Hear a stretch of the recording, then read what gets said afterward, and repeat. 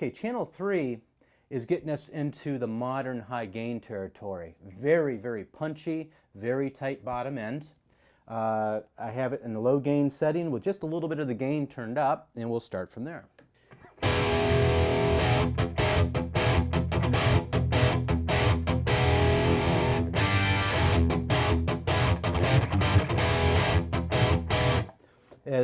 Again.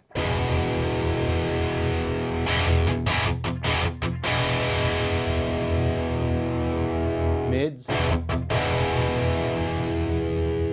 Scoop them right out.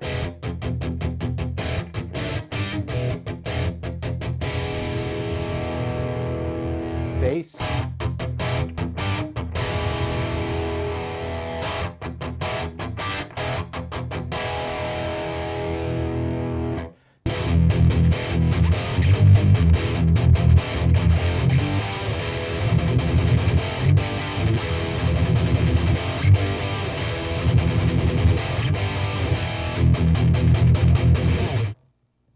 A couple of things before we move up the gain, before we start cranking the gain up. The bright function in both channels 3 and 4 are actually a mid-range boost. They're boosting the upper mids in the 1 to 3K area.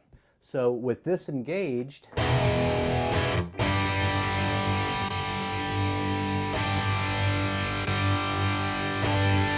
you can hear those mids stand out a little bit. This makes it very useful for getting your leads and your solos to stand out in a mix and especially live.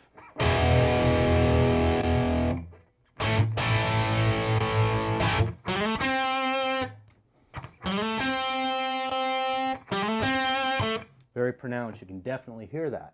But with channel 3, we often don't want that. We don't want a lot of mids, so we'll disengage that.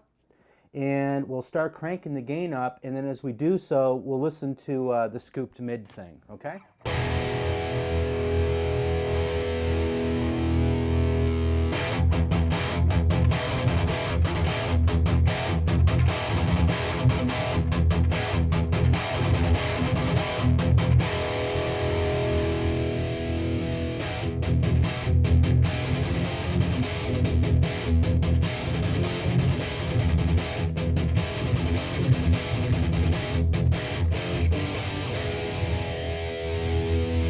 Okay, now let's back this down and let's turn on the high gain, and we'll start low again.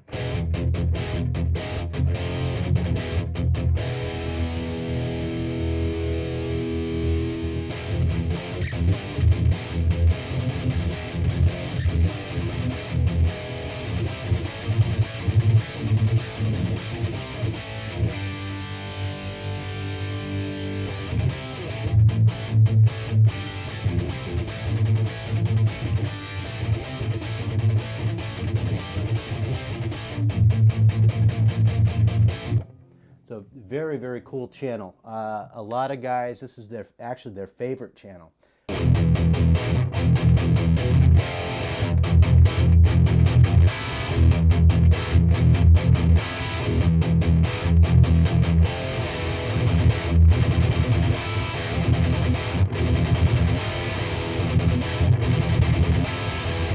Okay, finally we have channel 4, and channel 4 is voiced specifically for lead playing and solos.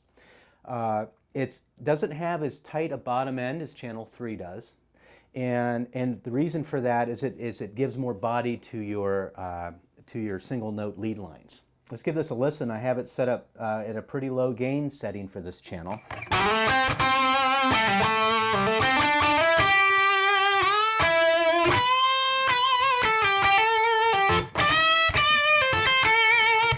Okay, everything is at 12 o'clock again.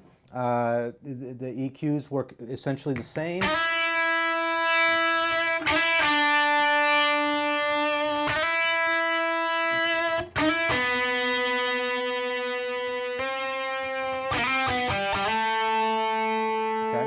Now, in my lead tone, I like a lot of mids. That's my personal preference.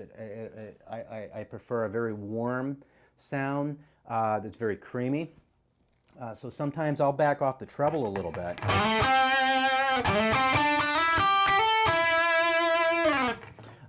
And as in channel 3, in channel 4, we also have the engaging the bright function adds mids in the 1 to 3K range.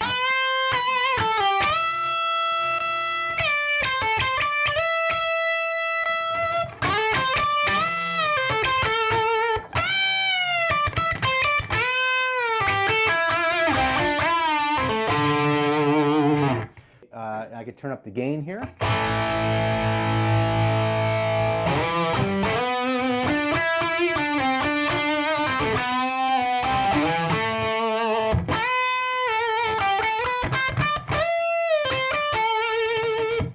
And then I engage the high gain, turn this gain down a little bit to start.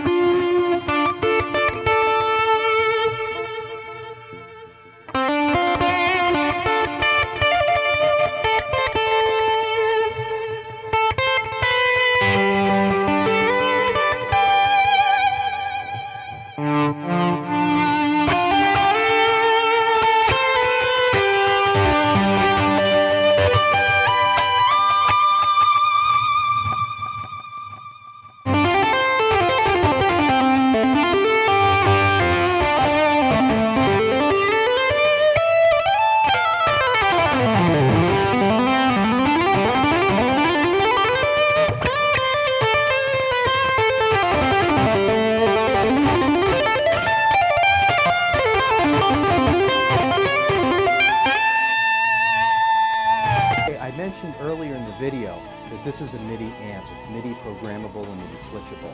And I'd like to kind of show you how I have things set up here.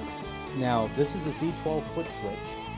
It's upgraded from a Z9. I wanted the Z12 because I have more buttons, basically, and I wanted to be able to set up my basic sounds and channel switching without having to go up and down with banks. And this allows me to do that. Now, basically the way I have things set up here is number 1 is just a mute. Right? So if I need to mute out the system or whatever, I hit number 1. Like say I'm on this, I hit number 1, it mutes the amp. Okay? Number 2 is my clean.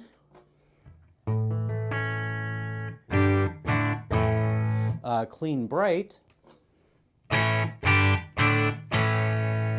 All on channel 1, and then I have a channel 2 crunch.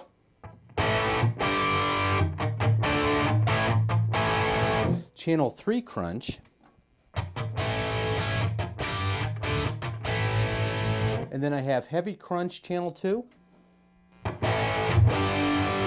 Heavy crunch channel 3.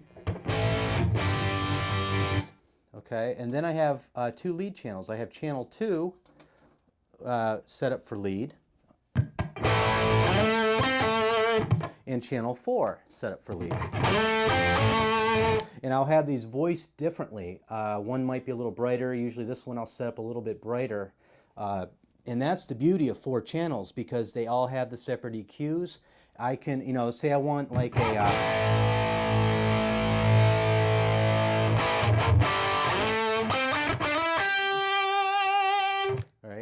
as opposed to a warmer sound.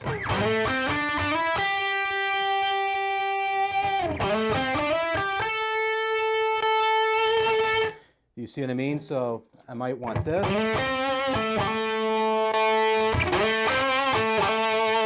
It's just complete versatility, this head. It's amazing. Now you'll also notice here too that both channel 2 and channel 4, I'm using master B. Normally live, this would be turned up for my leads, kind of like a boost, so that when I automatically hit my 2 lead channels, it's already boosted up. I don't have to turn up anymore.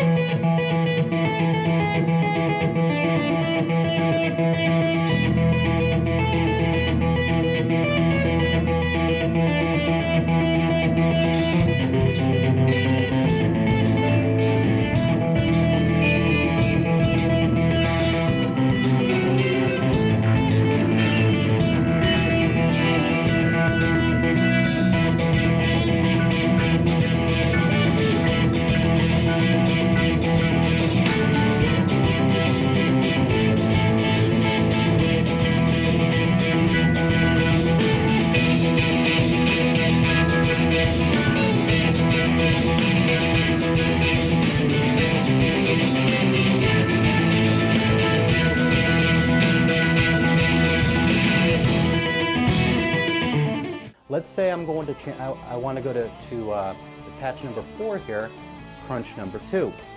But let's say I just want to change that, and I want to add in the bright function. So I hit the bright function, and you'll notice now that the right copy is blinking, because that means something has changed from the previously saved patch. Right? That's what it used to be.